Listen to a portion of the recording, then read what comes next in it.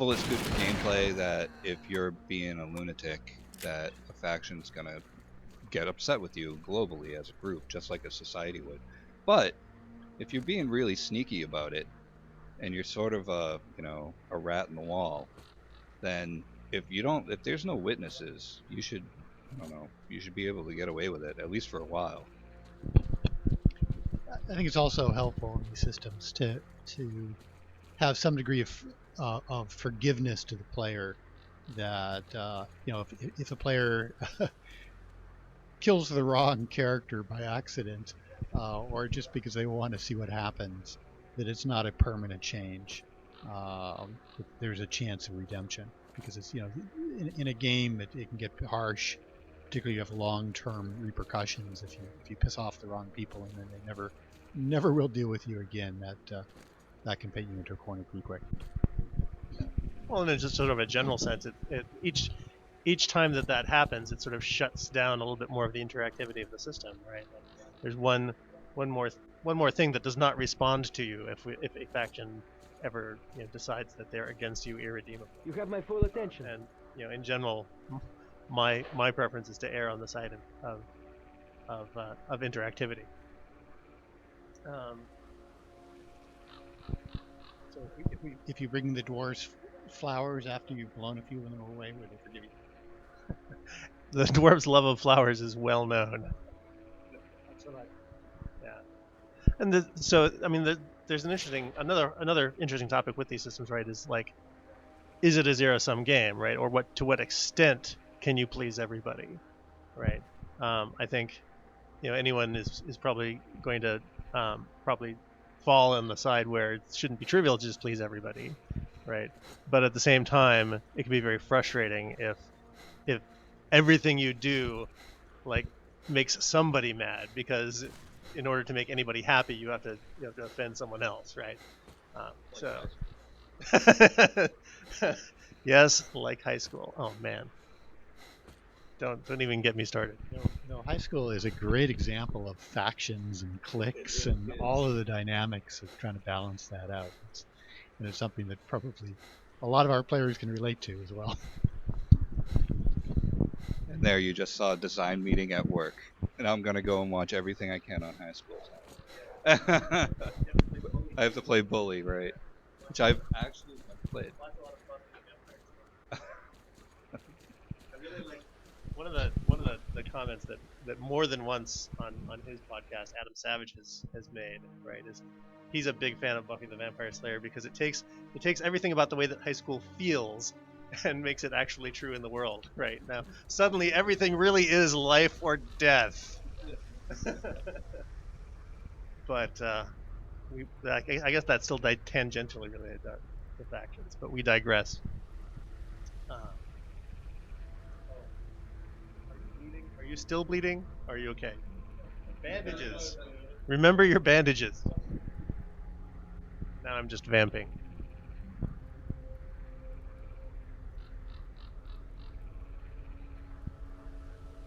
Is there a way in Stalker to sort of see your progress of fighting against a particular faction Yeah. on a strategic level?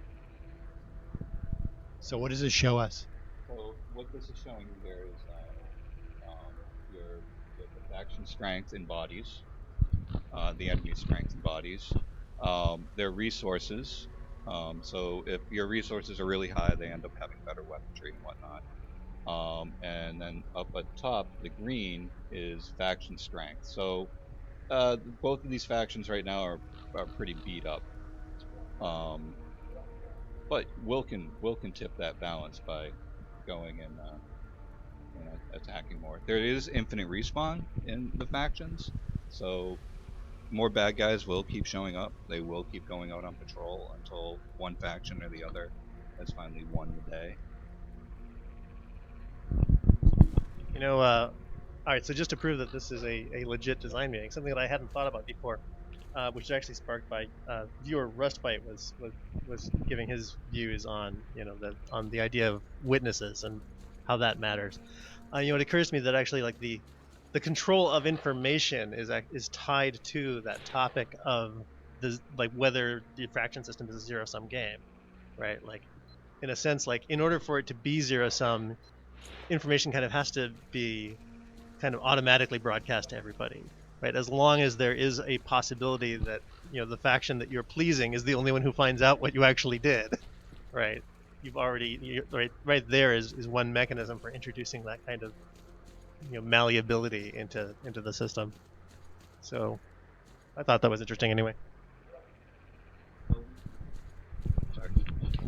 Oh, just going back to the screen that in Stalker that showed the balance between the two factions, I guess it raises a question for Underworld Ascendant of whether we're going to have any kind of user interface to show you the sort of strategic balance between the factions or not. As a role-playing game, you traditionally don't have those kinds of displays. Maybe you talk to a character and they tell you about things, but it's an interesting question of kind of, are there ways that players can gauge, how the factions are doing relative to each other? Well, another thing that suggests to me, and this is actually related to one of our backer rewards, right, where the guards of the various factions have better responses to characters who have certain backer rewards, and I was just thinking that might be extensible to a way that we can sort of more organically display a faction's attitude towards the player, right? On top of obviously like with the backer reward, but then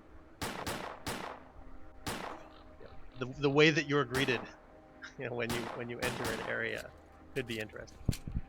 Yeah, that is interesting. One of the things that actually kind of bummed me out in Skyrim is I spent all this energy becoming Master Thief in the universe, and finally did it. Got the good reward. The Thieves Guild is mine. I'm making money off of them. I go back to the Thieves Guild, and there's that dude that's standing at the entrance, and he's still like, "I'm watching you," and I'm like. Dude, I own you. and right, he didn't get the memo. And it was actually kind of, I don't want to say it's game breaking, but there was an immersion break there for me of like, I really wanted that. I just wanted that 30 seconds of everybody in that Thieves Guild to be like, "Yay, our hero," right? As I moved on to go and do whatever else I was going to do. But I totally wanted that moment, and instead I got, "I'm watching you," and it's that change of state sometimes that that just rewarding the player by patting them on the head inside of the game can emotionally mean a lot. Or maybe I'm just a lonely person, but Well, it's certainly something that in the thief games that we did, a lot of emphasis was put on the NPCs giving you context, telling you, kind of describing back to the player what they thought of the player's actions, and that was very, very important. That's sort of telegraphing the situation. So I think in these role-playing games with factions, having the NPCs, through body language, through their dialogue, through the way they interact with you. People are very adept at picking up those cues in real life, and so I think that's a very natural, organic way to do it. Right, listeners to some of our previous Twitch streams are going to start getting sick of this story, but I'm going to haul it out again. That guard chatter system in Thief was actually based on the color commentary in British Open Championship golf, right? So it's funny, and a lot of that same function of sports commentary, right, is very useful in other areas, especially when it comes to AI. As I was saying earlier, that any system that the player can't tell what the system is doing, is kind of wasted, right? And so there's definitely one of the areas where I like to try to learn, from other genres of games. That's something that sports games do really, really well. It's giving that kind of affirmation and feedback to the player. Color commentary. I think we should give Will some color commentary in his gameplay. Nice shot there, Will. Yeah, you seem to be alive. That's That's heartening. That's better than most other players so far.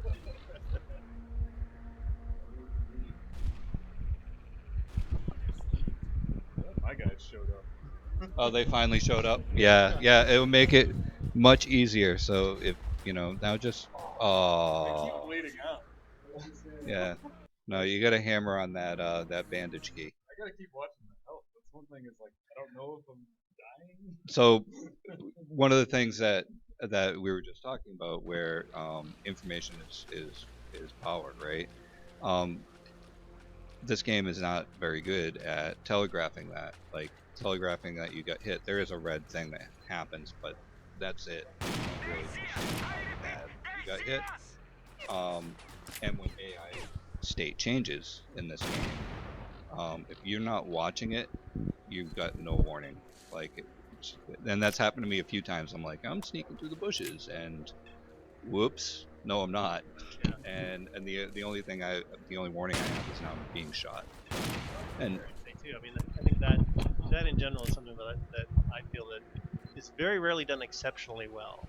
And it's one of the reasons that I try to focus on it so much, is that I've identified it as a kind of common pitfall of games having these systems, and it's kind of natural, right? Like as a developer, one understands the systems, right? And so it's a very easy blind spot to fall into how much other people are going to understand about something that you understand deeply because you implemented it, right? So that the whole broad issue of messaging the workings of your systems to the player, and this is again partly my biases is primarily I'd say a systems designer, right? Is like I hate to see my work wasted because no one can tell what's going on, and it happens so much in so many games. Right, and on a broader comment on that, yeah, a lot of gameplay can be hidden under the surface where you don't know what's going on, and if you don't understand that as a player, you don't appreciate it, you lose it. So surfacing that information, what's important for the player to understand the underlying systems is pretty darn important. Players who have a real understanding of what their actions mean and how to refine their gameplay.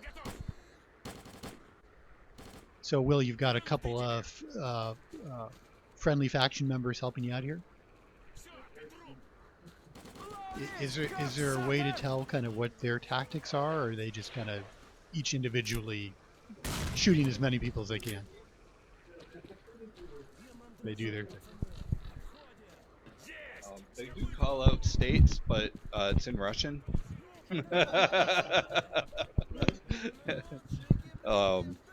Yeah. Actually, this game gets even more fun if you actually turn the Russian on, and it becomes very alien.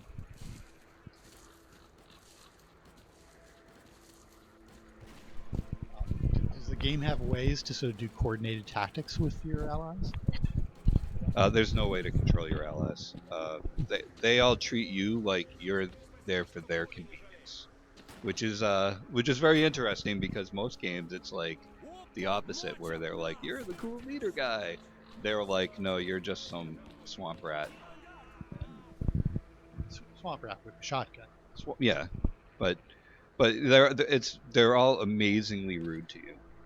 One thing that is cool is that you can trade with pretty much every character in the game. And they do have tendencies of like some only will trade food, others are like, yeah, I'll take anything. So which can be really convenient when you're like running out of health packs and whatnot, and you can go get food from somebody. Yeah.